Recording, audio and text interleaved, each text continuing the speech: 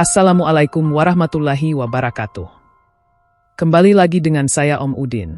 Sebelum kita mulai, saya ucapkan terima kasih sudah mau mendengarkan. Yuk, langsung saja kita masuk ke ceritanya.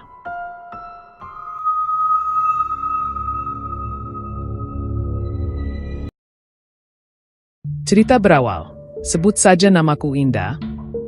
Aku baru berusia 19 tahun ketika menikah dengan Robert, bukan Robert, laki-laki berusia 18 tahun yang ku kenal melalui panggilan acak yang sering kulakukan. Dari telepon acak itu berlanjut pada perkenalan, hingga membuat nyaman satu sama lainnya. Dan sampailah pada suatu hari, ketika diam-diam Robert mendatangiku ke Pulau Kalimantan.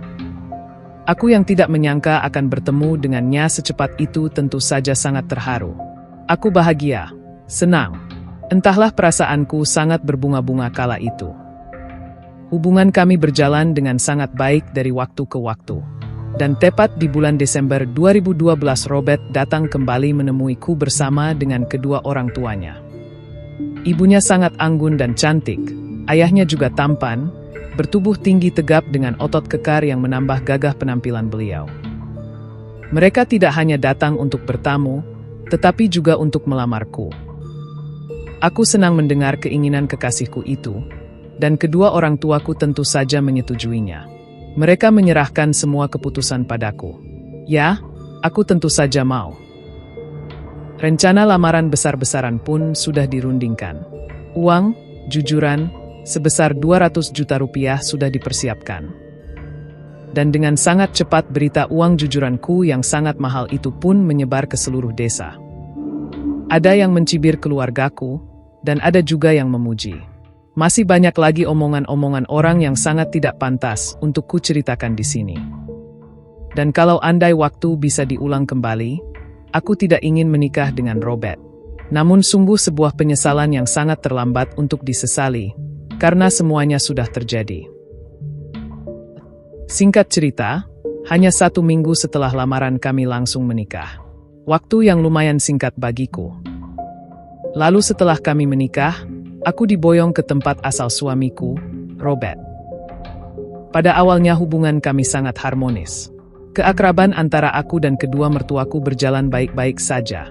Hingga suatu ketika, saat itu aku yang sedang mencuci piring di dapur didatangi oleh ayah mertuaku. Beliau menanyakan beberapa hal tentang kehidupanku sewaktu di Kalimantan. Tidak ada yang aneh, kami mengobrol layaknya ayah dan anak. Tertawa dengan sangat nyaring adalah kebiasaan kami berdua. Dan tanpa ku sadari ayah mertuaku menghembuskan asap rokoknya ke arah wajahku hingga membuat aku batuk-batuk. Maaf, aku tidak sengaja. Ucapnya, kepalaku tiba-tiba pusing, dan seketika semuanya menjadi gelap. Saat aku tersadar, semua orang menatapku dengan lekat. Kenapa? Seharusnya aku yang tanya padamu. Kamu kenapa bisa sampai pingsan? Kamu sakit? Tanya Robert dengan raut wajah yang khawatir. Ambilkan air untuk istrimu. Jangan dicecar dengan pertanyaan-pertanyaan dulu. Tegur ayah mertuaku. Sejak hari itu, aku jadi sering melamun. Pikiranku bisa tiba-tiba menjadi kosong. Dan suka terbayang dengan ayah mertuaku sendiri. Tok tok tok. Pintu kamarku diketuk, membuyarkan lamunanku. Saat pintu terbuka, dadaku seketika berdegup hebat. Ayah mertuaku berdiri di depan pintu sambil memegang beberapa keping obat. Bisa minta tolong Win. Tolong bikinkan aku teh hangat. Badanku rasanya capek sekali. Katanya, saat aku ke dapur, ayah mertuaku mengikuti dari belakang. Suara langkah kakinya membuatku ketakutan. Namun ada perasaan aneh juga yang kurasa. Saat aku sedang membuat teh, ayah mertuaku tiba-tiba saja menepuk bahuku dengan sangat keras. Membuat gelas teh yang kupegang hampir terjatuh. Kau paham maksudku kan? Bisiknya membuatku takut. Apa? Maksudnya? Kataku balik bertanya, raut ketakutan di wajahku jelas sekali ia lihat. Hingga membuatnya dengan cepat mengambil gelas teh itu lalu berjalan pergi. Aku menghela nafas panjang. Hari-hari berlalu, sikap ayah mertuaku mulai berubah. Dari yang awalnya hangat, kini dingin bahkan tak membalas sapaanku. Hingga suatu hari, beliau tak pulang selama 3 hari berturut-turut. Ibu mertuaku dibuat khawatir dan panik. Dan saat aku sedang berdoa malam itu, dari arah jendela ada beberapa benda yang seperti dilempar oleh seseorang dengan sangat keras. Kebetulan suamiku belum pulang, karena masih sangat sibuk dengan proyeknya. Aku mencoba membuka tirai dan perlahan-lahan melihat dari balik kaca ke arah luar. Dari balik pohon Kamboja itu aku melihat seperti ada sebuah bayangan hitam yang sedang menatap ke arahku. Nafasku bergemuruh, aku seketika panik dan takut. Cepat-cepat ku tutup tirai jendela itu kembali. Aku duduk di ujung tempat tidur sambil terus berdoa. Praang! Sebuah suara mengagetkanku dari arah luar kamar. Segera ku tutupi tubuh hingga wajahku dengan selimut. Ku tutup rapat-rapat kedua mataku. Tiba-tiba tubuhku terasa berat seperti ada yang menindih dari balik selimut. Perlahan tapi pasti, dadaku mulai terasa sesak. Dan anehnya saat aku ingin membuka selimut yang menutupi tubuhku, selimut itu malah melilit tubuhku dengan sangat erat. Winda, Winda, bangun! Ujar suara Robert yang entah sejak kapan ia sudah berada di kamar. Nafasku terengah-engah ketika selimut sudah ditarik oleh suamiku. Kamu mimpi buruk? Tanya suamiku seraya memelukku. Aku yakin itu bukan mimpi, karena sedari tadi aku belum sedikit pun memejamkan mataku. Kejadian-kejadian aneh terus berlanjut, mulai dari jendela yang dilempari batu, atau suara benda pecah di luar kamar, dan sesuatu yang selalu menindih tubuhku ketika mataku terpejam. Tidak hanya sampai di situ. Suatu malam di saat tanpa sengaja aku berpapasan dengan ayah mertuaku yang sedang mengambil air di dapur. Matanya lekat menatapku. Lalu pergi begitu saja. Aroma parfumnya membuatku gelisah. Ada apa ini? Kenapa dengan perasaanku? Aku mencoba untuk tetap tenang dan mengendalikan semua perasaan aneh ini. Saat aku kembali masuk ke dalam kamar, aku menemukan secarik kertas yang bertulisan aneh dan sama sekali tidak ku mengerti berada di atas tempat tidur. Namun anehnya setelah aku membaca tulisan itu sampai habis, kepalaku mendadak pusing. Rasa panas seperti membakar tubuhku. Lalu untuk beberapa saat kemudian aku jatuh tak sadarkan diri. Saat aku terbangun, ibu mertua dan ayah mertuaku duduk di dekatku. Terlihat jelas kekhawatiran dari raut wajah ibu mertuaku. Namun tidak dengan ayah mertuaku. Wajahnya begitu santai dan acuh. Nanti kita periksa ke rumah sakit ya Win. Kamu kok akhir-akhir ini sering sekali pingsan. Mama khawatir. Kata ibu mertua. Paling menantumu itu hamil mah. Ujar ayah mertuaku menyela pembicaraan kami. Tidak mungkin.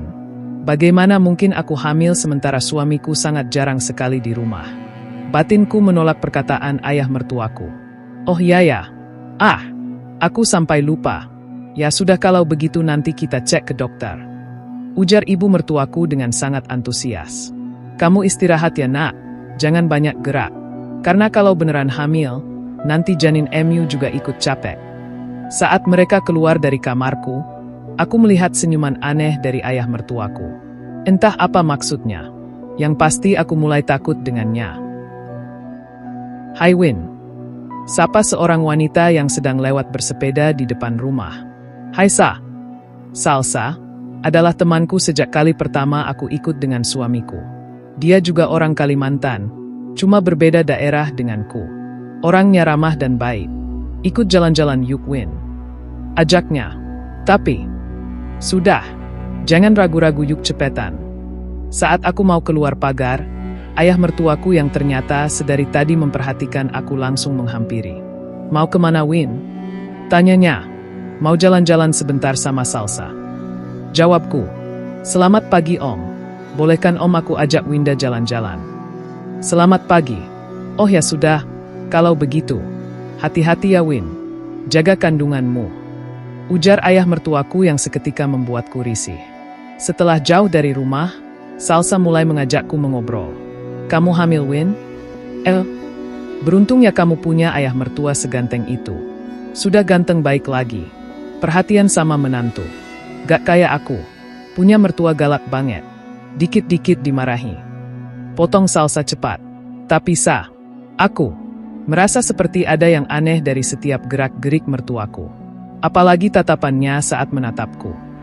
Ya wajarlah, kamu kan menantu satu-satunya. Sudah pasti kamu sangat diperhatikan. Lagi pula mertua menatap kita memangnya gak boleh. Coba kalau kamu jadi aku yang setiap hari dipelototi terus sama mertua. Rasanya tuh kayak gimana gitu ya? Ujar Salsa tertawa. Winda menghela nafas panjang. Ia mencoba untuk tidak berprasangka buruk lagi pada mertuanya. Menjelang pukul 12 siang, aku dan Salsa pulang ke rumah mertua masing-masing. Di dalam rumah ternyata kedua mertuaku sudah menungguku di meja makan. Di sana terdapat banyak sekali makanan yang enak-enak. Yuk Win, makan dulu. Ajak ibu mertuaku sambil tersenyum menggandengku untuk duduk. Mama masak sebanyak ini? Iya, sengaja.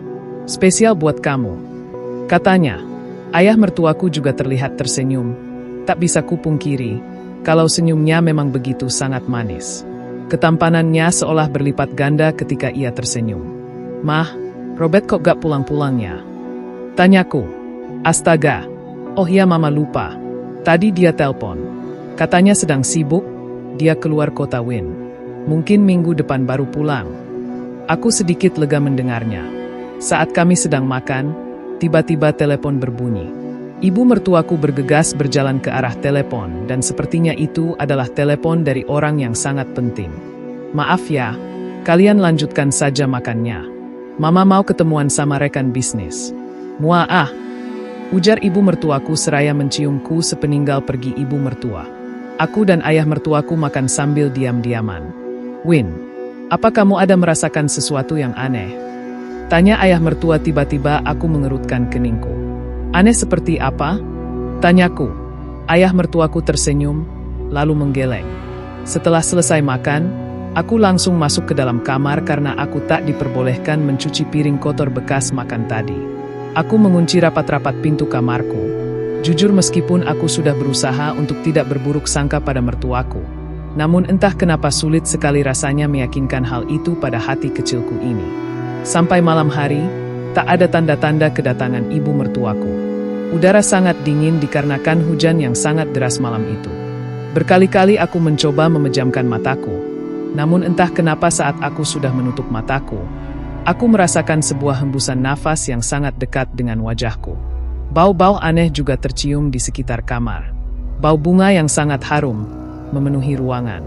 Lampu tiba-tiba mati-mati. Aku diam di atas tempat tidur tanpa berani kemana-mana. Winda! Winda! Suara dari pojok tergelap di kamarku terdengar beberapa kali memanggil namaku. Suaranya mirip ayah mertua, namun rasanya tidak mungkin ayah mertuaku bisa masuk ke dalam kamar. Karena pintu kamar sudah kukunci dengan rapat sebelumnya. Cahaya kilat menyambar sampai menembus kaca jendela kamar. Kulihat sesosok hitam yang tengah berdiri sangat dekat dengan tempat tidur. Aku memalingkan wajahku sampai menghadap dinding. Aku sama sekali berani menatap ke arah sosok tersebut. Namun pundak terasa dingin sekali, seperti sesuatu yang menempel di pundakku. Aku yakin itu adalah tangan yang sangat dingin. Pergi, teriakku ketakutan. Tubuhku benar-benar bergetar hebat karena saking takutnya. Kumohon jangan ganggu aku, kataku terisak. Klik. Lampu kembali menyala, seiring dengan cahaya lampu yang menerangi seisi kamar. Tangan yang menyentuh pundakku tadi menghilang. Perlahan-lahan aku menengok ke arah belakang. Jeritku ketakutan. Sebuah kepala tanpa badan tepat berada di depan wajahku. Winda! Winda! Buka pintunya, Win. Apa yang terjadi di dalam? Ujar suara ayah mertuaku berusaha mendobrak pintu kamar. Saat pintu berhasil dibuka paksa, ayah mertuaku langsung menggendong tubuhku dan membawaku keluar kamar. Karena ketakutan, tanpa sadar aku memeluk erat ayah mertuaku. Beberapa saat setelah aku sudah mulai tenang, ayah mertuaku menggenggam tanganku. Kurasa tangannya begitu gemetar. Ada apa, Win? Tanya ayah mertua. Ada. Ada hantu di kamar kami. Ucapku terbata-bata. Di rumah ini tidak ada hantu. Tapi semenjak kau datang ke sini, aku juga mulai merasakan hal yang tidak biasa. Mungkinkah orang tuamu memberikanmu sesuatu seperti jimat atau pegangan lainnya? Dek, aku baru ingat dan langsung melirik ke arah gelangku. Gelang pemberian orang tuaku yang selalu aku pakai sampai saat ini. Winda, kau jujur saja, apa kau membawa sesuatu yang berisi? Tanya mertuaku lagi. Hanya gelang ini. Tapi saya tidak yakin kalau gelang ini yang ada isinya. Jawabku pelan. Coba lepaskan sebentar, ayah mau lihat. Setengah ragu, aku melepaskan juga gelang yang terpasang di tanganku. Ku serahkan gelang tersebut pada ayah mertua. Gelang ini memang ada isinya, Win. Sebaiknya aku simpan. Tidak baik kamu memakai gelang yang ada isinya seperti ini. Ya sudah, Win. Untuk malam ini kamu istirahat di sini saja ya. Biar ayah jaga. Aku membaringkan tubuhku di atas sofa, namun jantungku masih belum tenang. Seperti ada sesuatu yang masih mengganjal. Tapi entah itu apa. Saat tanpa sengaja aku melirik kepada ayah mertuaku, dia langsung mengalihkan pandangannya ke tempat lain. Setelah kejadian malam itu, jujur aku takut jika harus tidur di kamar sendirian. Namun semenjak saat itu juga aku sudah tak pernah mengalami hal-hal yang menurutku aneh. Tapi beberapa hari setelahnya, aku mulai merasakan sesuatu yang lain pada ayah mertua. Aku tahu ini salah, tapi aku tidak bisa melawan perasaanku sendiri. Perlahan-lahan hubungan cinta yang salah mulai terjalin di antara kami. Perselingkuhan dalam satu atap yang terjalin antara menantu dan ayah mertua berlangsung hingga aku benar-benar hamil. Dan antara suami juga ibu mertua tidak ada mengetahui tentang semua ini. Setiap malam aku selalu menangis dan menyesal. Aku bahkan berkali-kali bertekad untuk menyudahi hubungan terlarang dan haram ini. Namun setiap kali aku bertemu pandang dengan ayah mertua, pesonanya tak pernah bisa aku tolak. Singkat cerita, berbulan-bulan telah berlalu. Kini kehamilanku sudah sangat besar dan hanya tinggal menunggu hari kelahirannya saja. Sore itu, suamiku datang setelah berhari-hari tidak pulang. Ternyata ia datang bersama orang tua dan pamanku. Kejutaan, ujar suamiku. Aku syok dan gugup melihat kedatangan mereka. Karena seperti yang aku tahu, pamanku adalah seorang dukun yang cukup terkenal hebat di kampungku. Aku takut kalau semua skandal yang telah aku dan ayah mertua lakukan akan diketahui oleh suami dan juga orang tuaku. Ayah mertua dan ibu mertua menyambut hangat keluargaku. Mereka saling berpelukan dan bertanya kabar. Kamu senangkan, Win? Ini semua idenya Mama. Bahkan kami bertiga merahasiakan ini padamu. Ujar ibu mertua seraya memelukku hangat. Mama tahu rasanya melahirkan tanpa kehadiran orang tua. Makanya Mama suruh Robert menjemput orang tuamu. Lanjutnya lagi, dadaku semakin sesak terasa.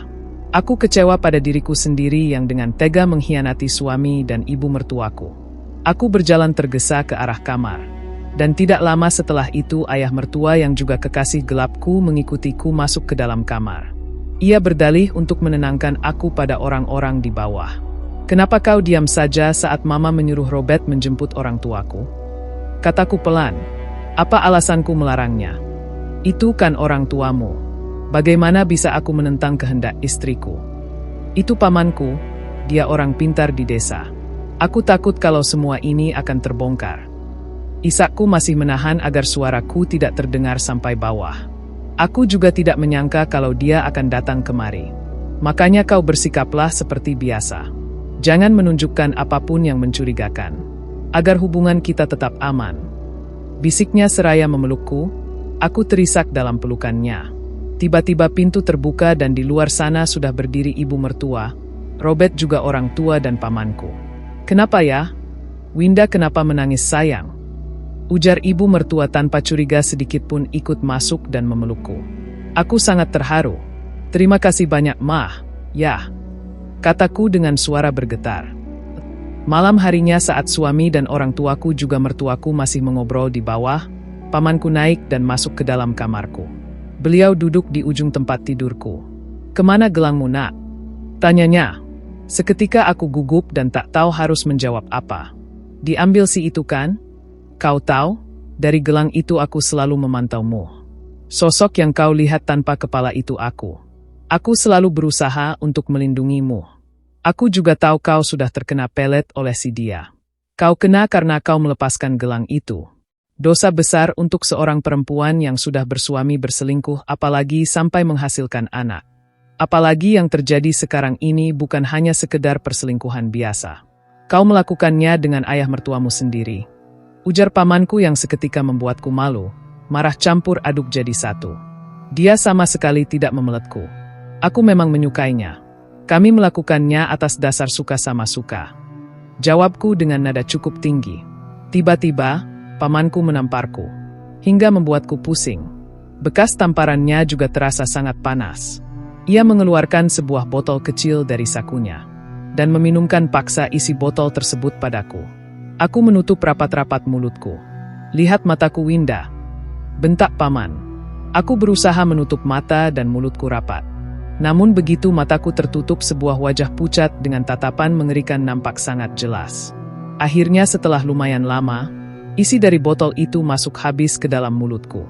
Karena hidung dan mulutku ditutup oleh paman, mau tak mau air itu akhirnya kutelan.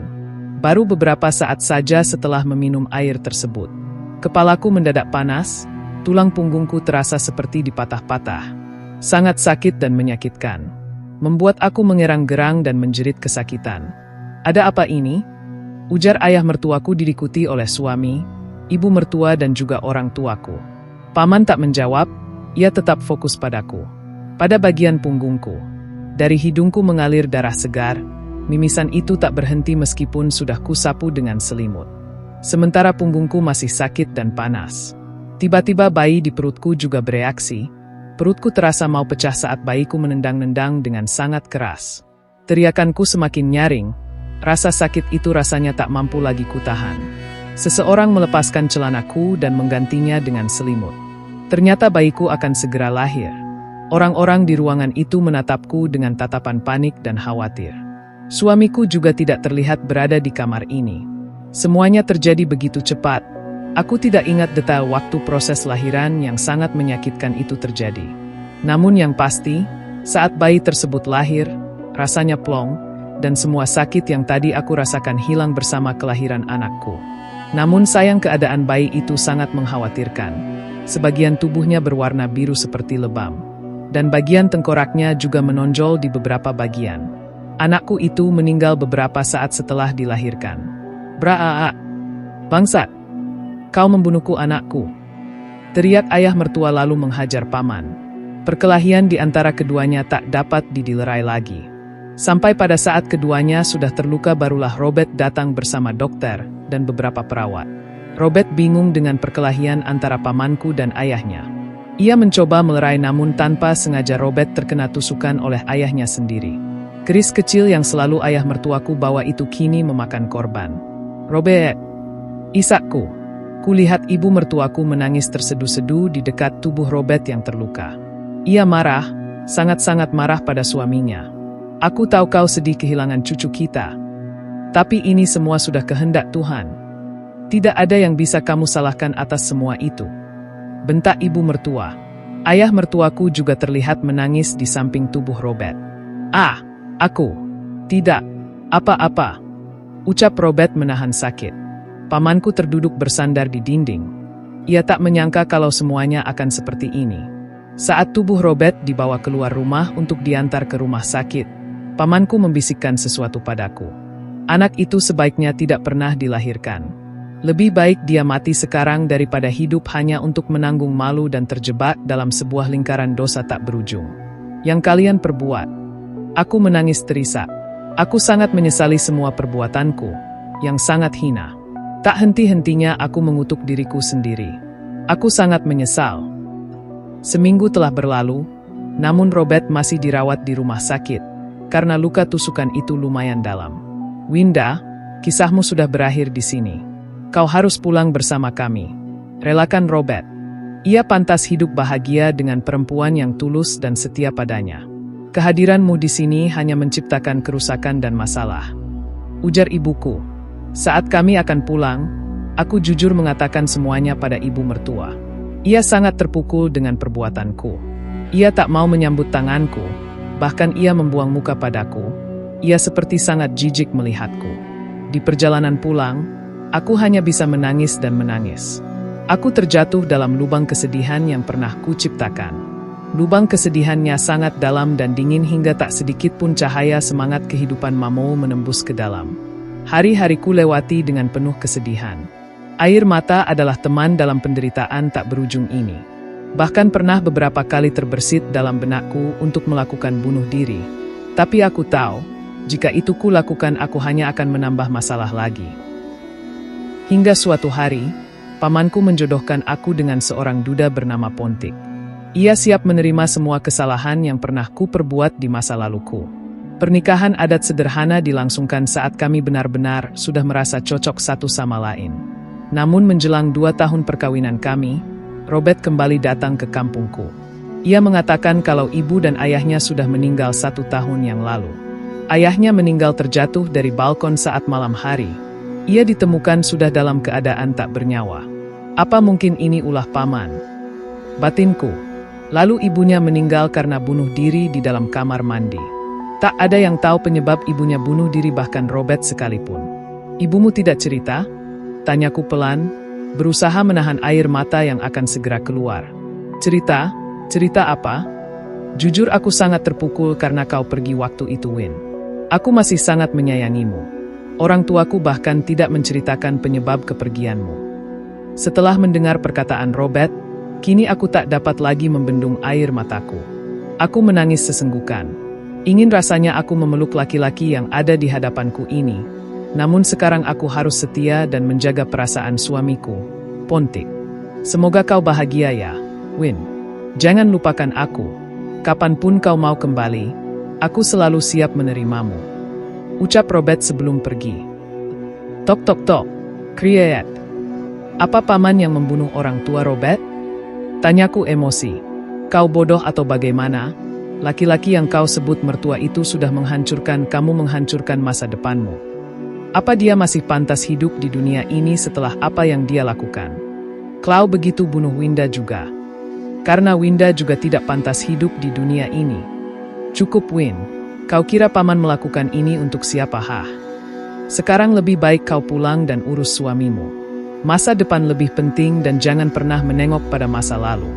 Pergi saja, bukankah sudah cukup? Kenapa harus dibunuh? Kataku, karena dia masih berniat memiliki kamu, Indah. Manusia bejat seperti itu akan melakukan apa saja untuk mendapatkan apa yang dia mau. Kau mengerti? Sekarang pula Aam, bentak paman. Aku mendengus kesal, lalu berjalan keluar rumah dan menutup pintu dengan penuh emosi. Sampai Winda melahirkan anak-anak dari Pontik, ia sudah tak pernah lagi bertemu dengan Robert. Aku selalu berdoa untuk Robert. Semoga dia bahagia dengan perempuan yang lebih baik dariku. Dan semoga kisahku ini tidak pernah terjadi lagi pada perempuan-perempuan lain. Semoga ceritaku bisa menjadi pelajaran untuk semua yang nonton. Terima kasih sudah mau mendengarkan kisahku.